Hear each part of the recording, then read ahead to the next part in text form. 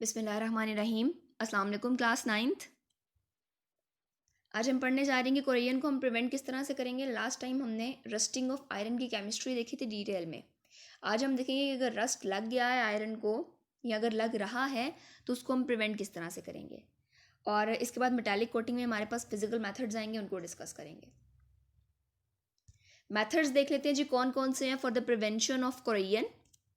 4 method है हमारे पास। सबसे पहले रिमूवल ऑफ स्टेन्स, यानी स्टेन जो लग जाते हैं आयरन पर या किसी और मेटल पर, उनको रिमूव कर कर हम कोरियन को प्रिवेंट कर सकते हैं। पेंट करके या ग्रीजिंग करके, यानी लुब्रिकेशन प्रोवाइड करके। एलॉइंग, उनका किसी और मेटल के साथ एलॉय बना के। मेटालिक कोटिंग, उसके ऊपर किसी और मेटल की कोटिंग करके।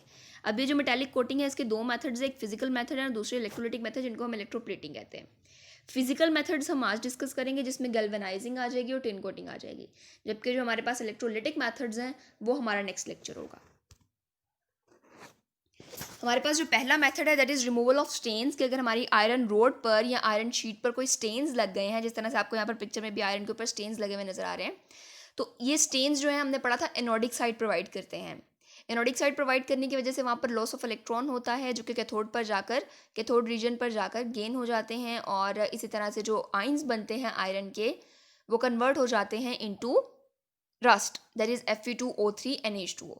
तो हमने क्या करना है, हमने बहुत इनिशियल पॉइंट पे क्या करना है कि एनोडिक साइड ही प्रोवाइड नहीं होने देनी, यानी हमने स्टेन्स को रिमूव कर देना है। तो अगर सरफेस ऑफ आयरन जो है उसको अगर हम प्रॉपरली क्लीन करते रहेंगे और स्टेन्स को रिमूव करते रहेंगे तो वो रस्टिंग को प्रिवेंट कर सकता है।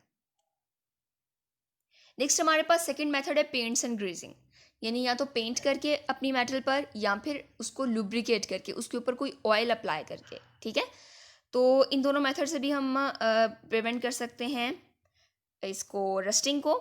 ठीक है, न्यू टेक्नोलॉजीज जो हैं वो जिस तरह से डेवलप हो रही हैं, तो हमारे पास कम्बिनेशन ऑफ केमिकल की फॉर्म में आ रहे हैं स्टेबलाइजर्स। तो स्टेबलाइजर्स जो हैं वो प्रिवेंट भी करते हैं कोरियन से, और जो मेटल है उसको वेदरिंग से, यानी अगर मॉइस्ट इन्वायरमेंट हो गया है या इन्वायरमेंट में मॉइस्चर कंटेंट ज़्यादा हो गया, वाटर वेपर ज़्यादा हो गया, तो उससे भी बचाते हैं हमारी मेटल को। ठीक है, तो उनके डबल फंक्शन है स्टेबलाइजर के। एक तो उन्होंने कोरियन से प्रिवेंट करना है, दूसरा हमारी मेटल को एटमॉस्फेरिक इफेक्ट से और वेदरिंग वगैरह से भी बचाना है। ठीक है, तो पहला मेथड था हमारे पास removal of stains, second method है paints and greasing.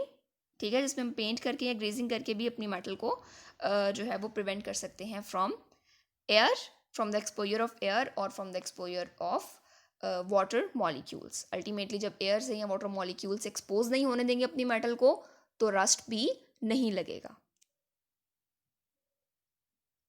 Next is alloying. Alloying क्या होता है? एलॉय हमने पढ़ा था जी सॉल्यूशंस वाले चैप्टर में कि that is the homogeneous mixture of a metal with another metal or non metal. एक मेटल का किसी दूसरी मेटल या नॉन मेटल के साथ जो होमोजेनियस मिक्सचर बनता है उसको हम एलॉय कहते हैं। यहाँ पर हम एलॉय कर रहे हैं रस्टिंग को प्रिवेंट करने के लिए, यानी हमने क्या करना है, हमने फॉर एग्जांपल आयरन को रस्टिंग से प्रिवेंट करना है तो हम आयरन का किसी और चीज़ के साथ एलॉय बना देंगे, क्रोमियम के साथ या निकल के साथ, और वो एलॉय जो है फिर वो क्या होगा, वो कोरोजन रेजिस्टेंट होगा। ठीक है, उसको फिर जो है वो रस्ट नहीं लगेगा। जिस तरह से हमारे पास बहुत जो है वो कॉमन एग्जांपल आती है हमारे पास इसकी स्टेनलेस स्टील की, जिसके घर में अक्सर बर्तन भी होते हैं। तो स्टेनलेस स्टील में जो है वो होता है आयरन, क्रोमियम और निकल। ठीक है, तो ये 3 हमारे पास एलिमेंट्स है जिसका कॉम्बिनेशन है, जिसका एलॉय है स्टेनलेस स्टील, और जो स्टेनलेस स्टील है दैट इज कोरोजन रेजिस्टेंट, यानी उसको जंग नहीं लगता। तो ये तीसरा मेथड हो गया हमारा alloying, removal of stains, paints and greasing.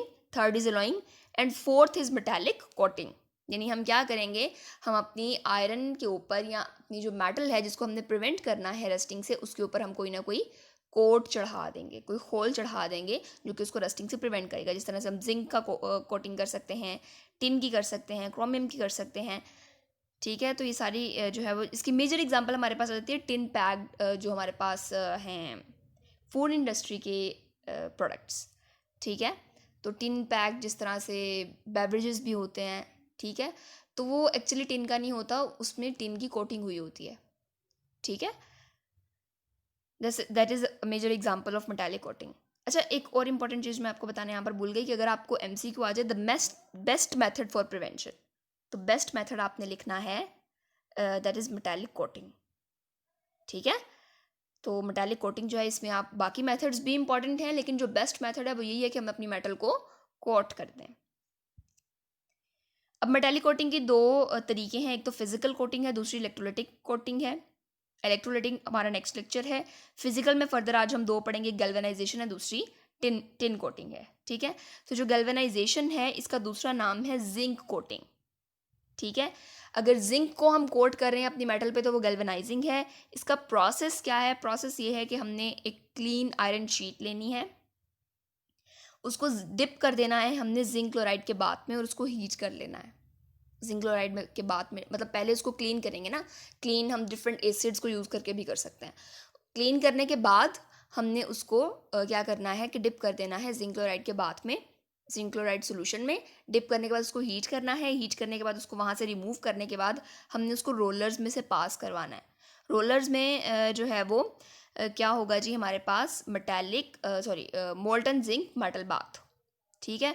Molten zinc metal bath से जब उसको रोल कराएंगे उसको, तो उसके ऊपर जिंक जो है वो कोट हो जाएगी, और फिर जब उसको एयर कूल करेंगे तो उसके ऊपर जो लेयर है जिंक की वो फिक्स हो जाएगी, ठीक है। सिंपल हमने क्या करना है, सबसे पहले इसको क्लीन कर लेना है, जिंक क्लोराइड बाथ में डालना है, हीट करना है, उसको रिमूव करना है वहाँ से, और उसके बाद उसको रोल कर देना है into molten zinc metal bath, ठीक है। यानी मोल्टन जिंक जो है उसमें से गुजारना है हमने, और अल्टीमेटली हमने उसको एयर कूल कर लेना है। जो जिंक कोटिंग है उसका बड़ा मेजर फ़ायदा ये है कि अगर हमारी जो शीट है आयरन की, उसके ऊपर से कहीं से जिंक की जो कोट है वो उतर गया, तब भी हमारी आयरन शीट रस्ट नहीं होगी। कहीं से उतर गया है जिंक कोट फिर भी रस्ट नहीं होगी। इसका रीज़न ये है कि जब होता है ना, अगर हमारी वहाँ से उतर गई है जिंक शीट उतर गई है, तो जो जिंक है वो इटसेल्फ एक्ट करती है उससे एनोड, और जो हमारी है लेयर आयरन की शीट है वो एक्ट करेगी एज कैथोड। तो एनोड का हमें पता है एनोड ने डिजोल्व होना होता है, तो जिंक क्लोराइड जिंक की जो शीट है जब तक वो पूरी की पूरी डिजोल्व नहीं हो जाएगी तब तक हमारी आयरन शीट को कुछ नहीं हो सकता, ठीक है। तो इसलिए हम इसको सेक्रीफिशियल जो है वो कोटिंग कहते हैं, यानी ये जो जिंक है वो कुर्बानी देता है आयरन के लिए, और ख़ुद जो है वो सारा का सारा डिजोल्व हो जाता है, लेकिन आयरन को कुछ नहीं होने देता, ठीक है। टिन कोटिंग है उसके बाद, तो टिन कोटिंग भी तकरीबन वैसी ही है। इसमें हमने क्या करना है, क्लीन आयरन शीट लेनी है और उसको हमने डिप कर देना है मोल्टन टिन बाथ में, और उसके बाद हॉट रोलर से गुजार लेना है। Important example is again beverages and food cans. अब टिन कोटिंग की इंपॉर्टेंट बात यह है कि अगर टिन की लेयर रिमूव हो गई तो आयरन रस्ट हो जाएगा। टिन जो है वो कहता है नहीं भी मैं कुर्बानी नहीं दे सकता जिंक की तरह, ठीक है, मैं थोड़ा सेल्फिश हूँ। तो टिन जो है उस केस में जो लेयर है आयरन की, जो आयरन की मेटल है वो रस्ट हो जाएगी, ठीक है।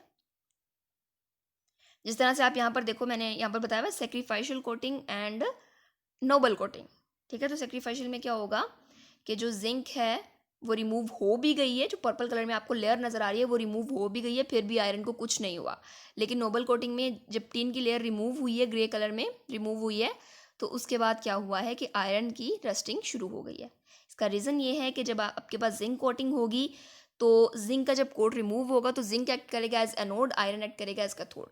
लेकिन in case of noble coating, in case of tin coating, क्या होगा कि जो टिन है वो एक्ट करेगा एज कैथोड, आयरन एक्ट करेगा एज एनोड। जब आयरन एनोड के तौर पर एक्ट करेगा तो वो Fe+2 बनाएगा, Fe+2 बनाएगा तो वो क्या बनाएगा अल्टीमेटली Fe2O3 यानी आयरन ऑक्साइड, और वो रस्ट होना स्टार्ट हो जाएगा, ठीक है।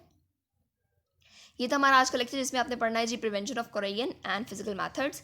नेक्स्ट लेक्चर में हम केमिकल मैथड्स डिस्कस करेंगे, electrolytic methods actually. Thank you.